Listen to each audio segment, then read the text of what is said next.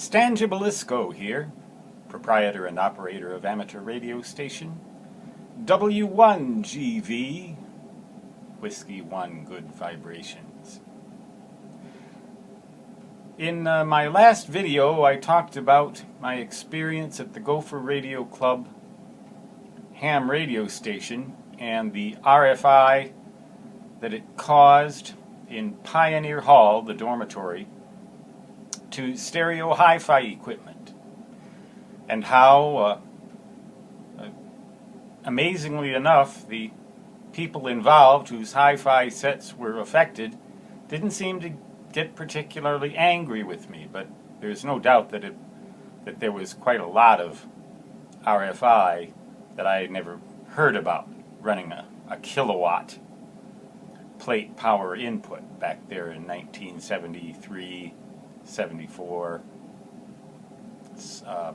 possibly a little bit of 1975, right around in that. In 1975-76, I was in the fraternity, in a fraternity house, I will not name which one, on University Avenue at the University of Minnesota, and I had a radio of my own there, and I don't remember what the transceiver was. It was probably my Hallicrafter's FPM Frank Papa Mike 300, but I'm not sure. But I know that I had a linear amplifier, a Hallicrafter's linear amplifier that could produce 700 watts plate power input CW. And I believe it was called the HT41, at least when I look up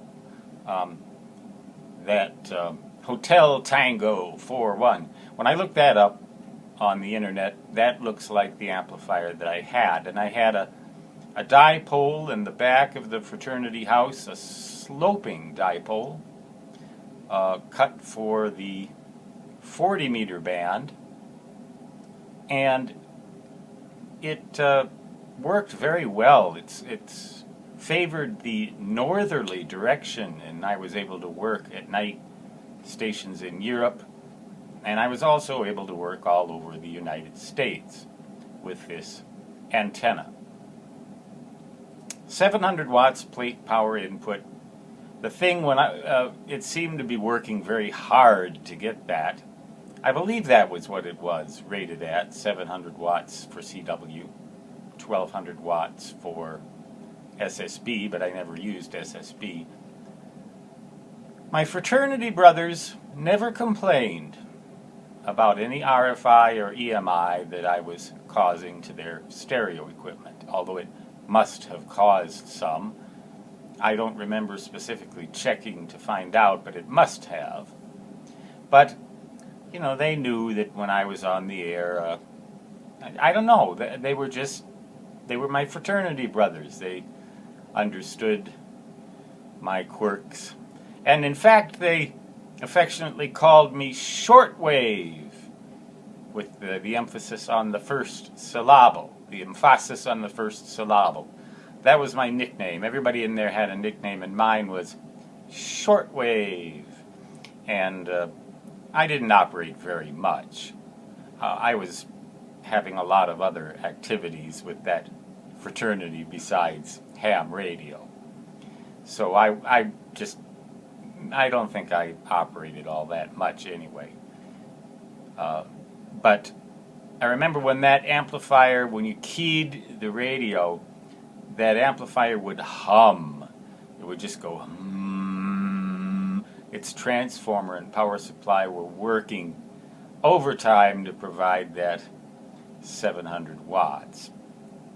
But that was one of my ham radio stations, and another of my experiences with RFI and the complete lack of concern or interest of my fraternity brothers in that RFI EMI.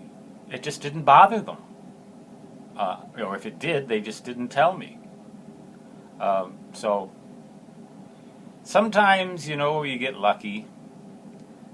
But in any case, In December of 1976, I graduated the University of Minnesota, left the fraternity. I believe I just left my station intact in the fraternity house and told them, sell it for whatever you can get for it.